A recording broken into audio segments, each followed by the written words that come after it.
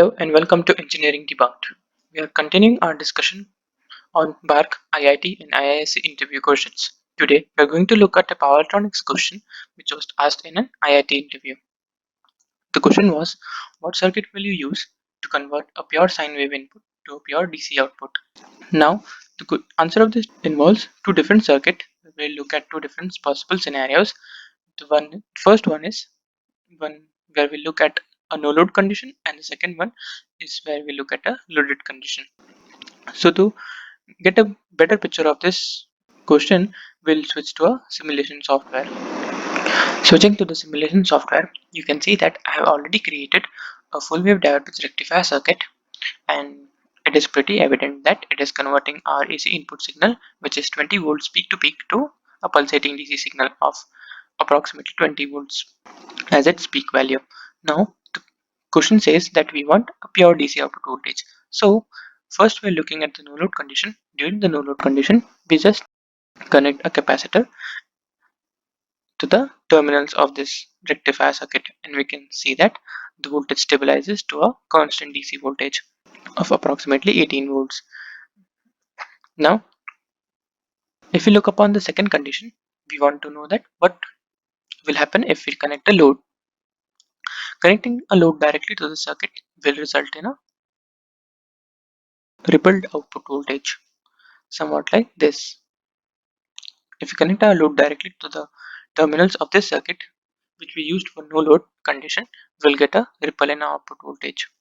But we do not want ripples in our output voltage. We want a constant DC output voltage. So for that purpose, we are using a voltage regulator circuit. Now this voltage regulator circuit is constructed using a Zener diode and a resistor. I'm assuming here that you know a simple voltage regulator circuit using a Zener diode. The Zener diode used here is having a breakdown voltage of 12 volts. Let me show you. So, sorry. Yeah, the breakdown voltage of the Zener diode is 12 volts. So if we connect this voltage regulator circuit to the output of our rectifier circuit, and then we connect the load across it, I'm sure that we will get a constant DC output voltage. Let me show you in a scope to get a clear picture. Here in the scope you can see that it is giving us a constant of 12 volts, but before this regulation we can see that we are still getting ripples in our output voltage. So the voltage regulator is satisfactorily removing the ripples in the voltage in our output voltage and giving a constant DC supply to our load. Now concluding our discussion, what we saw in the simulation software, we can say that during no load, connecting a capacitor at the end of the output terminals of a rectifier gives us a constant DC voltage.